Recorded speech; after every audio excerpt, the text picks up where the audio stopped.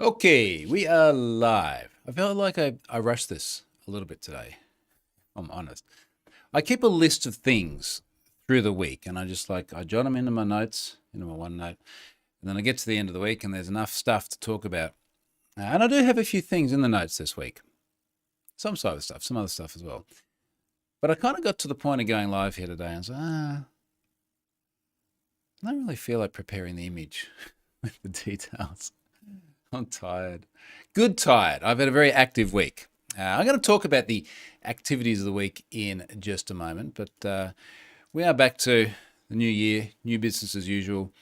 Not a new sponsor. The sponsor this week is CrowdSec. Sponsor I have had before. In fact, a sponsor that I saw IRL in real life, even in case you have forgotten what that was like. Although I do feel like we've pretty much recovered from a lot of the, stay-at-home kind of stuff. An IRL sponsor, CrowdSec. I saw CrowdSec in Copenhagen last month. Man, it was still only last month. Other side of the world. Lovely company, CrowdSec. So big thanks to CrowdSec for sponsoring my blog again this week. The open source and collaborative security stack. Respond to attacks and share signals across the community. Download it for free. Do go and check out CrowdSec. I was going to say I like the llamas, but I have a memory, a recollection of the various things I learned when we were in Copenhagen, that they are actually alpacas and not llamas. And I can't remember the exact difference. I think one spits more than another, but that is unrelated to outnumbering cyber criminals altogether. That sounds like such a sales pitch. I'm literally just reading stuff as I go. Outnumbering cyber criminals altogether. Gain crowdsourced protection against malicious IPs. Benefit from the most accurate CTI in the world. And in all seriousness, this is what CrowdSec does do very well. It's actually crowdsourcing of information, which allows them to do intelligent things. Because together we are stronger than we are alone. And I just made that bit up, but that is generally the sentiment of what CrowdSec tries to do. So please go and check them out and give them a big thanks for supporting me and also for giving me a lovely hoodie when I was in Copenhagen. This is not hoodie wearing weather here. My big ass fan on the roof, which is literally the big ass fan brand, is spinning like crazy because it's warm. 23 degrees outside. I feel like it's warmer than that in my office. Who's joining us here? James. G'day, James. Sidro Dill 89 is in Switzerland. Love Switzerland. I'd love to go back to Switzerland. My favorite memory of Switzerland was going to CERN, which was amazing. G'day, Gordon. Mike, George, everyone has given me good evenings. It's actually, well, this is evening. So, Cyro Dill 89, I've got to read that carefully. It's definitely not evening in Switzerland, but we are evening here in Australia. We're just going on 7 p.m. at the moment. And I was just downstairs watching the Australian Open exhibition match between Djokovic and Kyrgios, and I was tempted to push this to tomorrow. But I watched the first set, and I thought it was going to be more entertaining than what it was. Diego is in Italy. There's somewhere else I'd really like to go back to. I've only ever been to Bellagio Milan in Italy, and I'd really like to see more of that. I'm going to talk more in the coming weeks about travel plans because I am starting to book in the schedule for this year, which is nice. I mentioned before feeling a bit tired. If you have been following my my Facebook, so everything I put on Facebook I make public because I feel like that makes it harder to screw it up later on if I accidentally get the privacy wrong. But as you'd see on there, I'm looking at the picture here, I've been out wakeboarding a lot this week. And by a series of fortuitous circumstances, we ended up going wakeboarding with not just the world's number one from last year, but the world's number one from last year and the year before, Corey Tunison. And this was so much fun. So Gold Coast local. We went out because we might have been testing a new boat. And we went out with this guy on this boat. And oh man, have a look at my Facebook. I think I put it on Twitter as well. And it's just like, how is that possible? Watching what you do possibly explains why you have such big scars as well. But that looks really, really awesome. So we were out with a bunch of friends doing that on this prospective boat a couple of days ago, and then out on our boat yesterday, and then I was playing tennis this afternoon, and it's a good week. Now, I did do some work as well. Let's talk about that. Let's talk about some cyber stuff. And as I said in the little teaser tweet, this is going to be pretty casual today. And if you have things or questions, please send them through. Now, Where were we? Password books. Every now and then I tweet something which I don't expect to have a lot of popularity. And then it does. And I got thousands of likes on my photo this week of password books. Now, this is like, to go back to the IRL term again, like real life password books. And I was in the post office. Now, one of the things I learned after tweeting this is apparently a bunch of you don't have post offices anymore, which I find interesting because I sort of said, well, how do you send packages? And then people are like, oh, UPS or other courier services. But we still have normal post offices in Australia. And now, by virtue of Elon implementing the tweet view count, which regardless of what you think of him, I like the feature. I can see that there's been 408.9 thousand views of this tweet, which is a lot more followers than what I have. So obviously been shared a lot. So I got to my local post office and they are selling password books. Now, you can buy a small password book for $4.90 or a large one for $5.90, which seems like pretty good value. And it is exactly what it sounds like. It is a book that has, just so it's a little bit discreet, it has the letters PW on the front. And then page by page in the password book, you have login/username. And then what I thought was quite interesting about this is 3 lines that say on each line password and then date. So you can rotate the password over time. Now I like this, just to be a little bit serious for a little bit. I like this insofar as there are many people for whom a physical password book is a better solution and a more feasible solution than what they've been doing. Now we know that like 90% plus of people, we know what they're doing. They've got a dog. They really like the dog. The dog was born on a certain year, or they got married on a certain year, or something interesting happened on a certain year, and then there's an exclamation mark. And that is the password over and over and over again. Now, for those people, this book is a big step forward if they use it in the way it's intended to be used, which is that every website has its own password. So we have uniqueness. And I like this. This makes me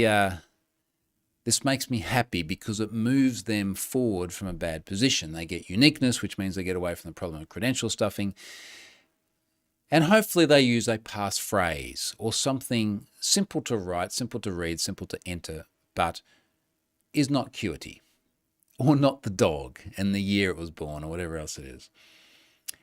I would like them to use a password manager. I would like them to use 1Password because affiliation. So affiliation. That would be nice. But for some people, that is a barrier to entry because they have to go and learn something completely new and they have to get around this idea of having a digital wallet and a master password and protecting your keys and all the rest of it. So there is this group of people, and we very stereotypically say, well, look, if it's like an older parent or a grandparent or someone who might not be as technically adept. My father, mind you, in his 70s, he has 1Password, the password manager 1Password, and he uses it quite effectively. So certainly age is not a barrier for many, but if you're of a demographic, regardless of your age, that doesn't want to use a digital password manager, I still like these.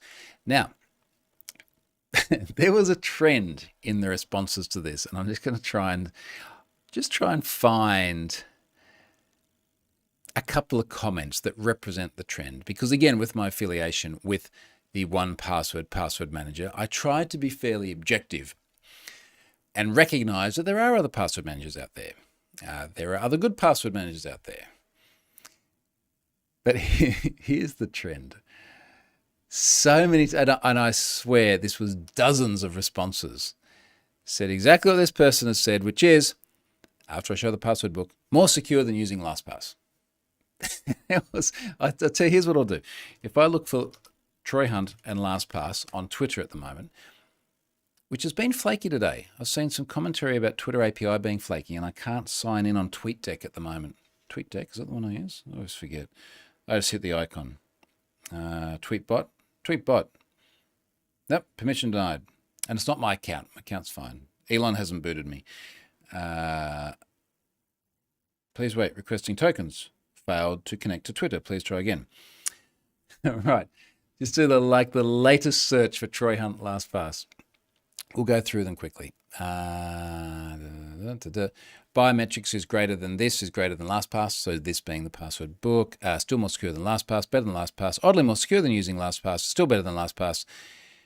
You can laugh, but when you have to tell your mum she has to change, your mom, American, just to change all her passwords in LastPass and replace with Bitwarden, she's going to freak out and go buy this notebook.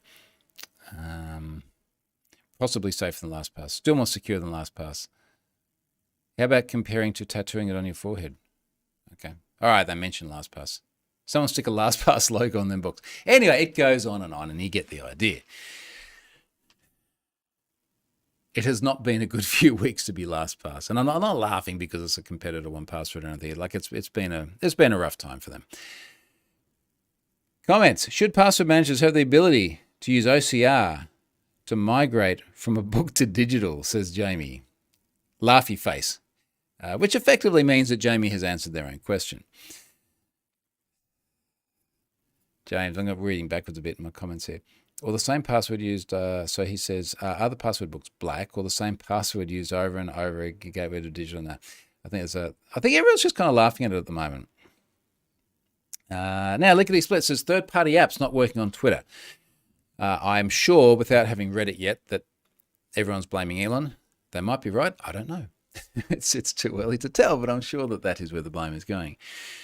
Lee says, Tweetbot seems to have been broken all day. Not sure if they've broken the API. Well, I can tell you when it broke insofar as 11 hours ago was the last tweet I had on my Tweetbot. Incidentally, the only reason I use Tweetbot and not the native Twitter app is because it maintains the position, the scroll position through my mentions. So I can scroll through and I can see who's mentioned me, and it syncs with my iPad too, because I use both these devices pretty interchangeably. Why the native Twitter app doesn't do that yet, maybe Elon will fix that. I don't know, but I'd love to have that feature. Something different that I tweeted this week, and I actually got many wonderful, wonderful replies to this, and it is a bit tech tangential, but it's still kind of geeky. It's about kitchens. So let me give you some context. Now, I tweeted this 6 days ago, so since my last video. And I said, for our next major project, Charlotte Hunt and I are entirely ripping out the kitchen and rebuilding it. Any tips, ovens, sinks, other stuffs, what's hot in kitchen stuff these days? And I got many, many wonderful responses and some crap ones as well. And the crap ones are usually like, what's wrong with your kitchen? There are children in Africa who don't have kitchens like this, or something to that effect. And foreseeing this within the thread that I wrote, I did explain that the kitchen's about 17 years old. A bunch of stuff is breaking and needs replacing. So, for example, the dishwasher is in really, really not good shape, but we're just trying to keep it alive. I broke the oven the other day. How did I break the oven? Well, I had one of these temperature probes in the oven because the thermostat or the little temperature readout has not been very reliable. I opened the door. It fell down towards the hinge. I didn't notice. I closed the door and it cracked the entire inside of the glass. The other thing is, as I've learned, when appliances get to about 17 years old, they start to pretty regularly die. We had to replace both the fridges a couple of years ago, so fortunately we'll keep those. But clearly stuff is decaying, and there's just a lot that we'd like to do differently. And part of the reason for this is that I really enjoy cooking. Ari really enjoys cooking, which I think as a 13-year-old boy is fantastic that you've got someone like that enjoys cooking. And we love cooking for people and having guests and things, as we've done both this week and last week for several days each. And that's great. And we really like doing that. And I want to make this a place which is much more inviting to cook. Perfect example. I would like to have 2 ovens, which sounds very exotic up until the point where, like last night, I made some epic steaks for our guests. And I really seared the steaks in the barbecue. All that's great. And I really wanted to have them in the oven at 100 Celsius. And then Charlotte was cooking something else, and that needed to be like 180 Celsius. Anyway, I replaced the kitchen. Don't get pissed about it. So, moving on. One of the things I was very interested in, and I've had lots of cool feedback about this, is induction top ovens. Now, we already have an induction top oven. There are electric ovens. There are gas ovens. Gas ovens are very much, I love gas ovens. I had one back when I used to live in Sydney, I love being able to see the flame. I love turning the knob and the flame gets bigger or gets smaller. I love that it still works if you put the pot off and it doesn't turn itself off like the induction ones do. But they are well and truly on the way out for many reasons. You've got to have mains gas, or you've got to keep replacing bottles. We don't have mains gas. I don't want to keep replacing bottles. There are a lot of health concerns about it, increasingly large health concerns, and an increasing push to either reduce the prevalence of them or even ban them outright. And by pure coincidence today, one of the podcasts that I tend to tune into every now and then, I'm going to check the name of it, it's the Cyber Podcast. And the Cyber Podcast, literally what I was listening to today from 13th of January is the government isn't coming for your gas stove. And then there's a whole thing in here about some of the health concerns being raised. Anyway, it's not an option. I'm getting induction. And one of the things that I really wanted to do was to like get this oven. I was just looking at the photo of our kitchen here to talk about it. Get this get the cooktop rather, off a bench on the wall and get it on an island bench. Now, if you're not interested in cooking, this is not going to be very relevant to you, but I think it's interesting. And part of the reason for this is that it's simple mechanics. When you have an induction cooktop or any sort of cooktop, you need to have space on top of that because that's where you put like the saucepans. Then you need to have even more space on top of that, so that's where you can put your head. I am 6'5". I need a lot of space. And at the moment, when I pull out the induction thing that has the fan, that comes out, let's use my iPad for example, that comes out to about here. And then that's there, and the food's down there. And I can't see the food. And then you've got to have all the other range hood stuff and everything above it. So you can now get these integrated induction fans, which actually suck the steam and the smell and everything down through the middle of it, which looks super, super, super cool. And that was one of the questions that I was asking people. It's like, look, has anyone got any of these? Do they work? And because it's Twitter, I got a real spread of answers. I got a lot of stuff which was like, this defies physics because physics says that the steam and everything goes up. So therefore it can't go down. Oh, this is why I have suction. Like it can actually. And that the constant theme, with some notable exceptions, was that people who had not used these things before didn't like them. And people that had used them before thought they were pretty cool. Now, something I learned, which I didn't know about before, is that there is a brand called Bora, and it is a German brand. It seems to be quite popular in Europe. You can actually get it here, one of the things I've learned, but not particularly prevalent. Here we have a lot of like Mueller. Anyway, Bora makes some really cool stuff. It looks like they originally invented this whole sort of integrated induction top, and they make a whole bunch of different really cool looking induction stovetops. One of them, which is pricey, kitchens are pricey, is this like Bora Professional 3, where it has this great big wide cooktop with a big vent in the middle of it, and it's all in matte black, which looks really, really cool. And the best bit about it is not only does it sort of suck it all down, and it's a very sort of slimline fan, and then it vents out the side, is that they've got physical tactile knobs. Because one of the things that drives me nuts about a stovetop, an induction stovetop, is that you've got to press the buttons on the glass, but you've got to know which ones to press. Now, when we got to Oslo, to an Airbnb, this would have been late January, so let's call it 6 weeks ago or something, and they had an induction stovetop there. Neither of us could figure out how to work it. And I'm there with like my iPhone, Googling the model number. I'm sure we've all done this before. We've just found some new thing, and you're like Googling the model, trying to figure out how to work. I couldn't turn the hot tub. Hot tub's fine. Couldn't turn the the stovetop on. So I love the idea of physical tactile knobs.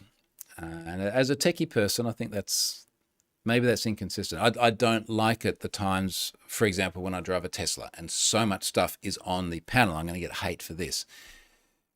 But then everyone's not meant to be liking Elon at the moment, so maybe it evens out. I don't know.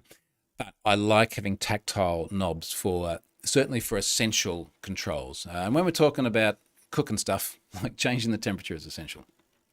Anyway, I'm going to let you know how we go with that, because that's something which I think is really cool. Oh, hey, what is this email about? I don't like getting these. Unusual sign-in activity.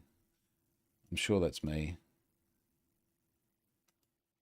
Microsoft Azure. No, it's a different problem. Where did I get that one from? Microsoft account.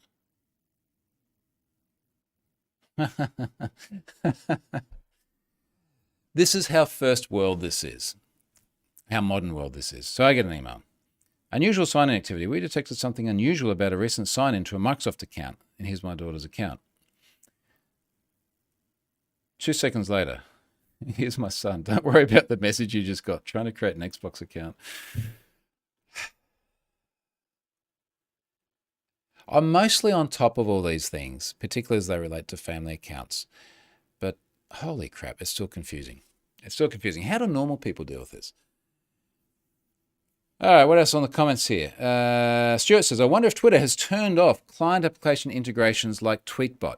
Now, Stuart, I did wonder that. I would find that extraordinarily surprising to have that without warning. Now, there have been some extraordinarily surprising things come from the Elon-controlled Twitter, the banning of links to social media platforms other than their own, for example. But you did get warning about it. You got notice about it. So I would find it extraordinarily surprising if that happened and we got no notice. Jake says, since you're on the topic, I have a quick question. Do you enjoy the chocolate drink Milo? And is it good with hot, warm milk as much as cold milk? Well, Jake, I'm an adult most of the time. So no, I don't drink Milo. I'm sure I did as a child. And look, I'm joking. But it does tend to be something that the kids would probably use a bit more. James says, what could seem to go all at once? Experience talking, by habits shown perhaps. Yeah, I do feel like that there is a sweet spot around that 15-year age. So we had, what do we have to go? Dishwasher not in good shape. I think we end up getting another motor for that just to extend the longevity of it. Both fridges, they're like built-in fridges, went 18 months ago, 2 years ago. We have Zip hot water. In fact, one of the comments that came through consistently when I said, like, what's cool in kitchen tech, there is a brand that's sold in the UK. It was an odd name. It started with a Q or something. I hadn't heard it before, which is like a bench-mounted boiling hot water, so you don't need a kettle anymore, and chilled water. In Australia, we have Zip. Many offices have Zip. Many homes have Zip. And again, it's like boiling water, cold water, also sparkling water. So we got sparkling now. So we had a Zip here before. It died. It was dead. And we got the one with sparkling. So you do need to replace a CO2 bottle probably every 3 or 4 months or something like that, built in. But yes, that seemed to be like that 15-year cycle. Now, as we're starting to look at all the appliances, and this is where kitchens get expensive, because I tell you what, some of these things cost a bomb. As I'm looking at all the appliances, one of the things I'm a bit keen on is Miele have a series which is IoT. And before anyone loses their mind, it's like, why do you want to IoT your kitchen? I would like to have things like notifications when an oven is at a certain temperature, or this one has an integrated internal probe, so a probe you can put in your meat, which I assume then displays on the panel. I'd like to have that integrated into Home Assistant. It looks like there is a custom integration available through Hacks, which integrates with Miele at home. So I'm seriously considering, and we're going to go look at a whole bunch of stuff tomorrow, seriously considering a setup where we have all of the ovens together, and they are all Miele, and they integrate together, and they tie into Home Assistant, and they look good, and they talk via the Sonos or whatever it is I program them to do. Stuart says, not necessarily one for kitchen. Highly recommend a portable pizza oven like Uni. A bread maker is great too for the dough of fresh bread. Now, we do have a bread maker. Every time I use it, I love it. Makes the place smell fantastic. I don't use it enough. So thanks for the reminder, Stuart. I should do that. The pizza oven, I don't know. We also need to do an outdoor barbecue. I'll talk more about that later on. Or an outdoor kitchen, which will have a traditional barbecue, and I want to do like a slow cooker, which I think sounds awesome. So maybe we'll do something like that there. Kim says, agree about glass touch buttons, annoying when a hot pot ends up on the buttons. Literally, as we had someone around to help spec the kitchen the other day, it's like I lean on the bench and I've got my ass on one of the buttons, and it's like it starts beeping because apparently all I did was like sit on glass, but I turned the thing on. Joe Erg says, hey Troy, do you know Tilvids and have ever thought about switching? Never heard of it, so no, I've never thought about switching. But if it's an alternative to YouTube, no, because YouTube is where everybody is. Kim, Milo's good, hot or cold. Corey, do you catch your own fish off your jetty? Sometimes. We haven't actually done that for a while with the kids, but there are always loads of fish out there. Usually if we've got old bread or something, you throw that into the water, like literally from our kitchen. I honest to God, we have competitions with the kids who can throw the bread the fastest or the furthest. And then there's just a bunch of fish that grab it. We sometimes catch mud crabs as well, which is really cool. But we've also got lots of good fish shops and things like that. So like yesterday, after we'd been wakeboarding, this sounds so cool now. After we'd been wakeboarding, we took the boat to the fish shop, bought a whole bunch of nice salmon. They cut it all up into sashimi for us, came home and ate that. And that is much easier than catching your own. So folks, I'm going to keep it a little bit shorter today because I do want to go on and do some other things and frankly just wrap up and relax a bit because it has been a big week with visitors and all the wakeboarding and everything. I'm going to have a lot more kitchen related stuff after tomorrow. I'll have a bunch more cyber related stuff next week as well. I've got a whole heap of data breaches I want to start working through beyond everything that I've already been doing lately because there's been a lot, particularly that Twitter 200 million plus one. I sent more than 1 million emails to Have I Been Pwned subscribers, which is just massive. So I'm going to pick this up again and I'm going to get back to the normal cycle of doing them later in my day, 1 week, which is today. And then next week, I'm going to do them earlier in the day. And we're going to be back to that cycle. So thanks for watching. I hope you enjoyed this cooking version of my weekly update. And I'll be back next week with a whole bunch more cyber stuff as well. So thanks, folks. See you later.